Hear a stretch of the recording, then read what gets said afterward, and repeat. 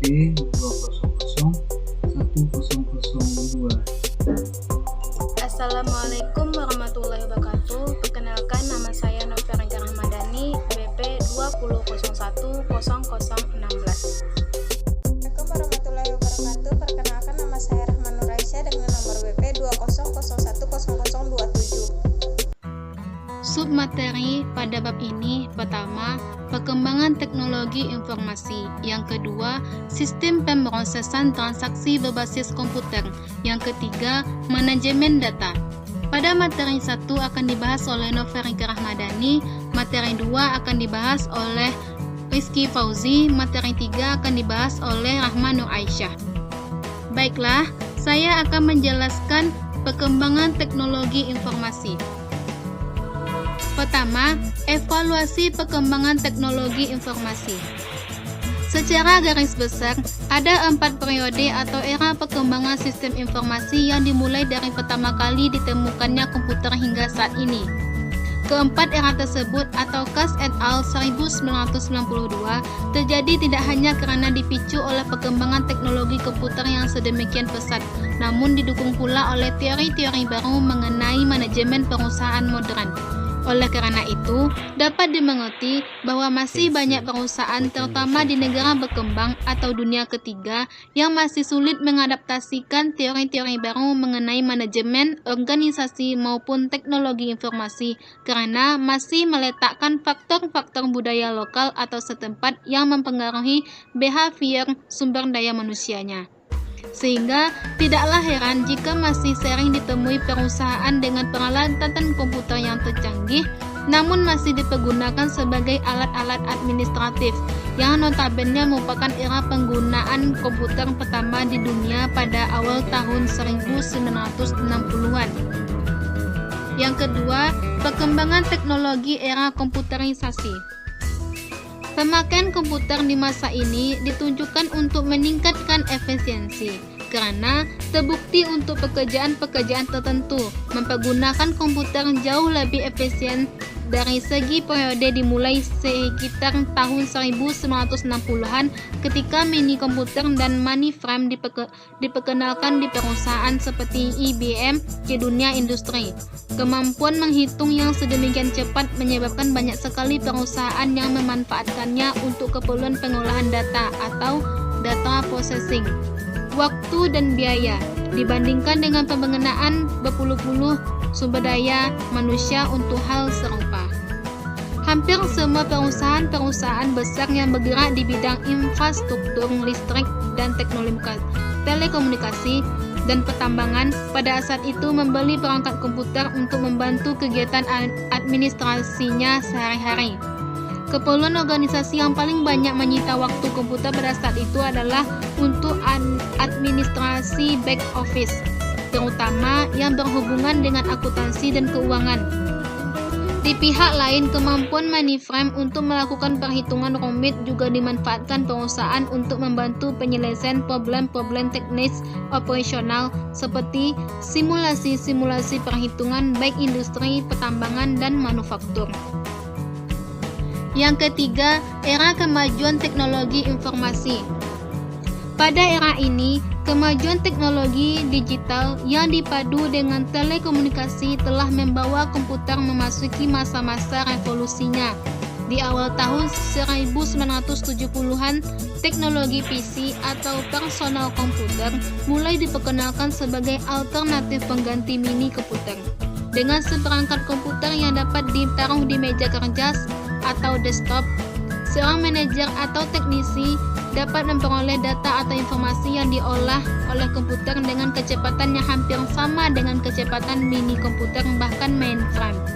Kegunaan komputer di perusahaan tidak hanya untuk meningkatkan efisiensi, namun lebih jauh untuk mendukung terjadinya proses kerja yang lebih efektif.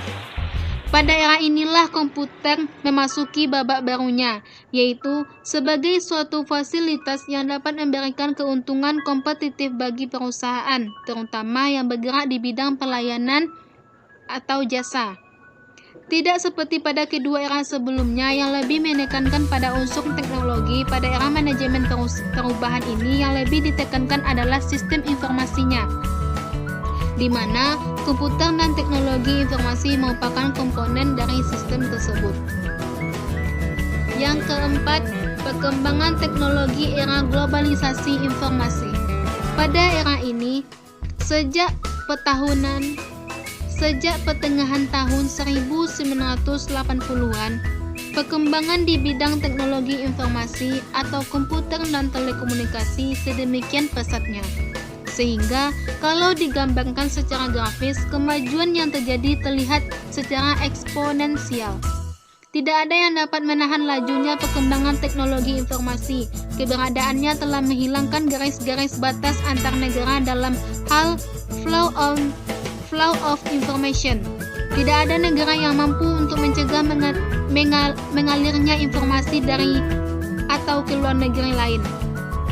Karena batas antara negara tidak dikenal dalam virtual world of computer, penerapan teknologi seperti LAN, WAN, global net, internet, dan intranet, extranet semakin hari semakin merata dan membudaya di masyarakat.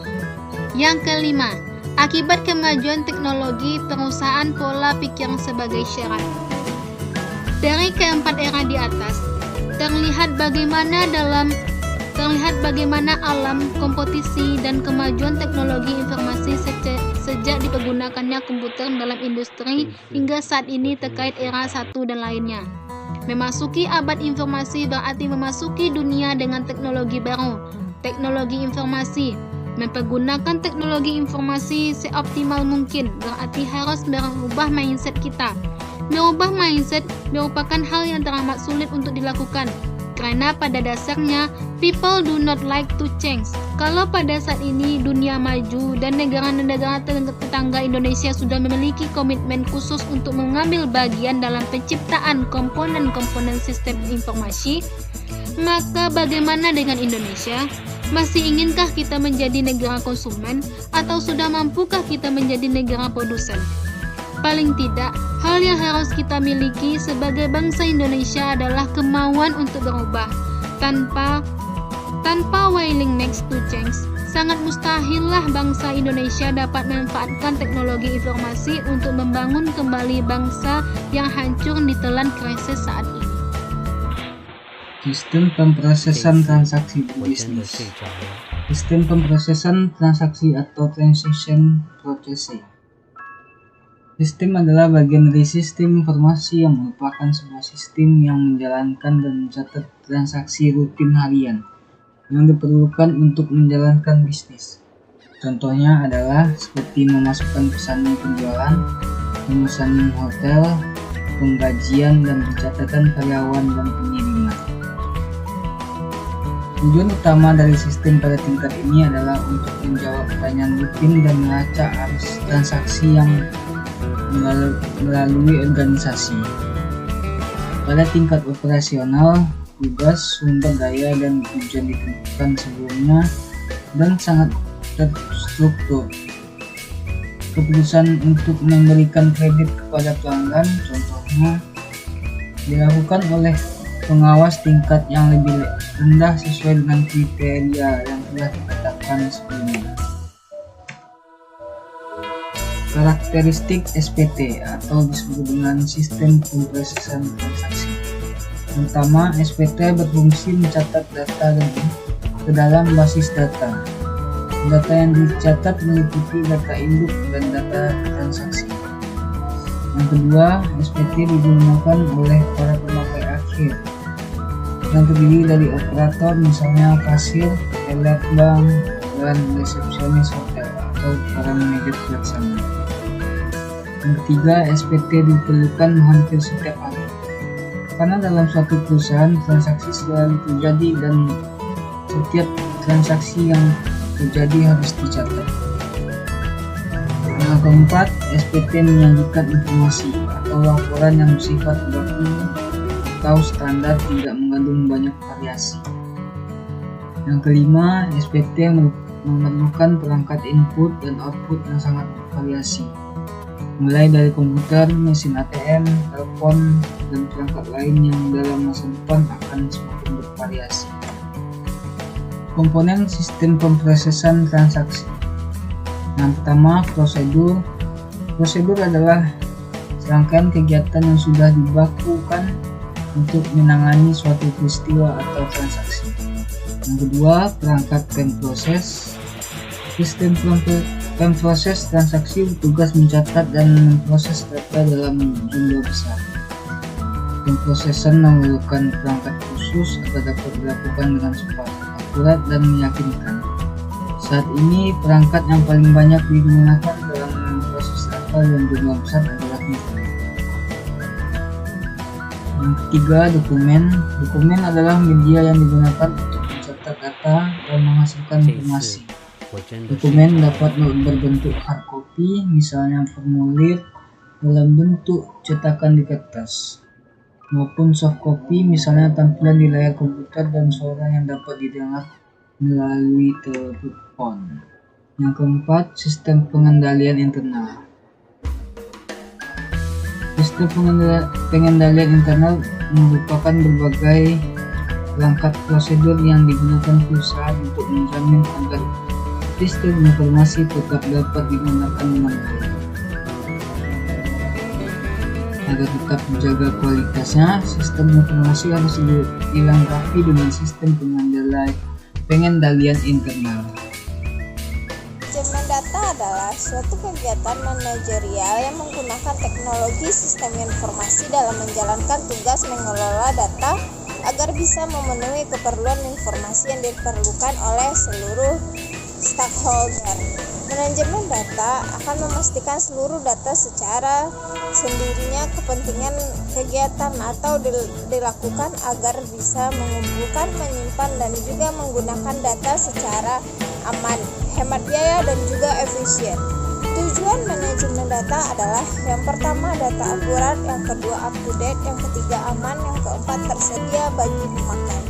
Persyaratan manajemen data adalah yang pertama fungsi pengelola data, yang kedua perencanaan data, yang ketiga teknologi dan manajemen database, yang keempat penggunaan layanan database. Manajemen data adalah di dalam perusahaan, manajemen data tidak hanya diisi oleh satu kegiatan saja, tapi juga merangkup berbagai kegiatan mencakup pengujian, pengumpulan, pemeliharaan, keamanan, dan juga organisasi. Berikut ini adalah penjelasannya. Yang pertama, untuk kegiatan pengumpulan data akan dicatat dalam sumber dokumen, akan diinput di dalam sebuah sistem. Yang kedua, pemeliharaan data. Pada setiap data yang harus diinput, data yang harus diubah, dan data yang harus dilakukan jika data tersebut adalah tidak lagi dibutuhkan. Yang ketiga, penyimpanan data dilakukan oleh media penyimpanan seperti pada magnetik. Yang keempat, niatnya pengambilan data bisa digunakan oleh setiap user agar tidak merugikan pihak apapun. Yang kelima, integritas dan pengujian data dilakukan agar bisa memastikan tingkat kualitasnya dan berdasarkan peraturan yang sebelumnya telah ditentukan. Yang keenam, data digunakan untuk mencegah data yang rusak dan juga disalahgunakan.